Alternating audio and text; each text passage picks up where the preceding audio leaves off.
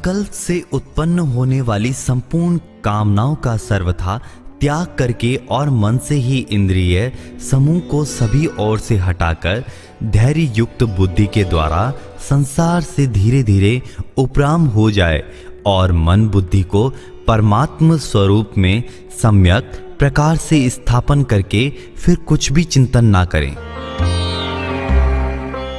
यह अस्थिर और चंचल मन जहाँ जहाँ विचरण करता है वहाँ वहाँ से हटाकर इसको एक परमात्मा में ही भली भांति लगाएं। साधक ने जो ध्येय बनाया है उसमें ये मन टिकता नहीं है, अतः इसको अस्थिर कहा है। ये मन तरह तरह के भोग पदार्थों का चिंतन करता है, अतः इसको चंचल कहा है। ये ना तो परमात्मा में स्थिर होता है और ना ही संसार को छोड़ता है। इसलिए साधक को चाहिए कि ये मन जहाँ जहाँ जाए इसको वहाँ वहाँ से हटाकर भगवान में लगाए। इस अस्थिर और चंचल मन का नियमन करने में सावधानी बरतें, ढिलाई न बरतें।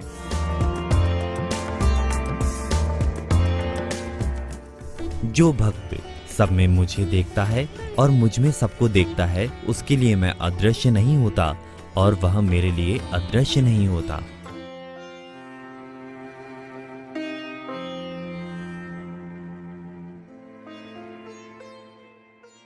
जो भक्त सब देश काल वस्तु व्यक्ति परिस्थिति आदि में मुझे ही देखता है, तो मैं उससे कैसे छुपूं और कहाँ छुपूं? जैसे ब्रह्मा जी जब बछड़ों और ग्वाल बालों को चुरा ले गए तो भगवान श्री कृष्ण स्वयं ही बछड़े और ग्वाल बाल बन गए। उनके वस्त्र आभूषण बेंत बांसुरी आदि भी भगवान स्वयं बन गए।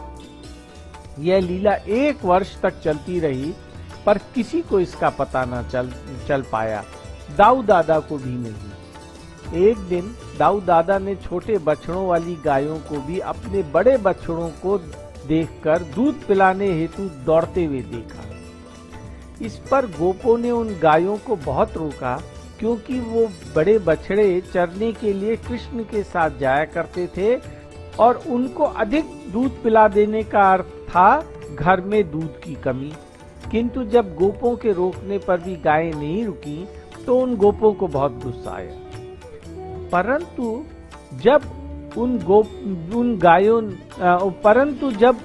गोपों ने अपने बालकों को वापस लौटते हुए देखा तो उनका क्रोध काफुर हो गया और उनके मन में अपने बालकों के प्रति असीम प्रेम उमड़ पड़ा।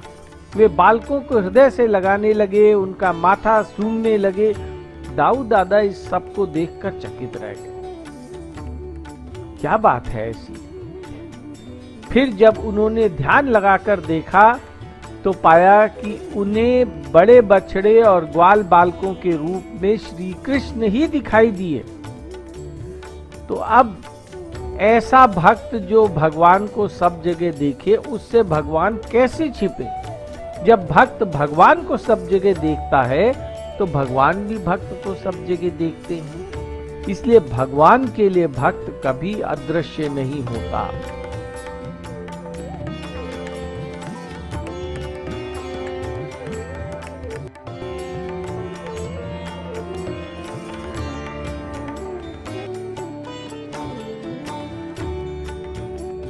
मुझ में एक ही भाव से स्थित हुआ जो भक्ति योगी संपूर्ण प्राणियों में स्थित मेरा भजन करता है, वह सब कुछ बर्ताव करता हुआ भी मुझ में ही बर्ताव कर रहा है, अर्थात वह नित्य निरंतर मुझ में ही स्थित है। भगवान और भक्त दिखने में तो दो हैं, पर वास्तव में एक ही हैं।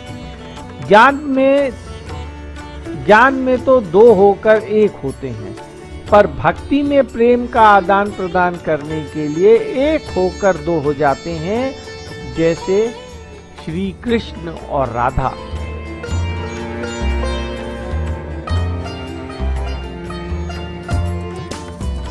हे मधुसूदन, आपने समता पूर्वक जो यह योग कहा है, मन की चंचलता के कारण मैं इस योग की स्थिर स्थिति नहीं देखता हूँ।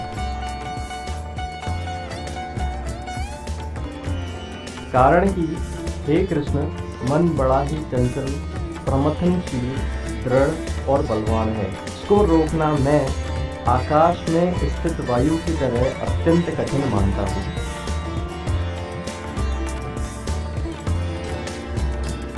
अर्जुन के अंदर 10वें से लेकर 28वें श्लोक तक कहे गए ध्यान योग का संस्कार बैठा था।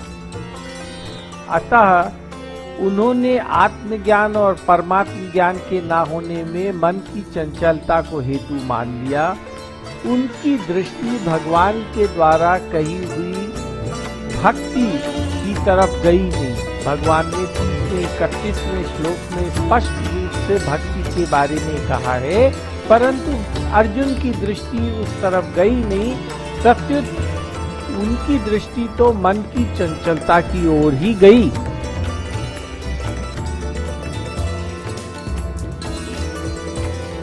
हे महाबाहु, यह मन बड़ा चंचल है और इसका निग्रह करना भी बड़ा कठिन है।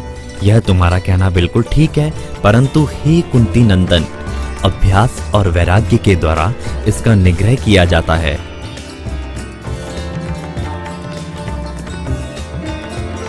यहाँ अर्जुन को महाबाहो कहने का तात्पर्य है उसकी शूरवीरता बताने में, अर्थात अर्जुन को अभ्यास करते हुए विपत्तियों से उकताना नहीं चाहिए। अर्जुन की माता कुंती ने भगवान श्री कृष्ण से विपत्तियों का ही वरदान मांगा था। भागवतम के पहले स्कंद के 8वें अध्याय में कुंती महारानी ने श्री कृष्ण से कहा था, मैं चाहती हूँ कि हमें विपत्तियां बार बार आएं, जिससे हमें बार बार आपके दर्शन होवें, और आपके दर्शन का अर्थ है जन्म मृत्यु से निश्चित छुटकारा। मन को ध्येय में बार बार लगाने का नाम अभ्यास है। यह अभ्यास रोज निरंतर करने से ध्येय में आदर और महत्व बुद्धि होने से अभ्यास दृढ़ होता है। यह अभ्यास रोज निरंतर करने से ध्येय में आदर होता है और महत्व बुद्धि होने पर अभ्यास दृढ़ होता है। परंतु मन को वश में करने के लिए दृढ़ता पूर्वक बनाए हुए ध्येय की पहली आवश्यकता होती है। सबसे पहले आवश्यकता है दृढ़ता पूर्वक ध्येय को बनाना। और दृढ़ता पूर्वक बनाया हुआ ध्येय कितना महत्वपूर्ण होता है। अगर ध्येय परमात्म प्राप्ति का ही है तो अभ्यास की सहायता के लिए वैराग्य की आवश्यकता होती है, कारण कि संसार के भोगों का राग हटे बिना मन भगवान में नहीं लगेगा। अतः संस्कारों के कारण मन में कभी कोई स्फुरना आ भी जाए तो उसकी उपेक्षा कर देनी चाहिए, अर्थात उनमें राग द्वेष न करें। इस तरह अभ्यास और वैराग्य से मन का निग्रह हो जाता है, मन पकड़ा जाता है। ऐसा श्री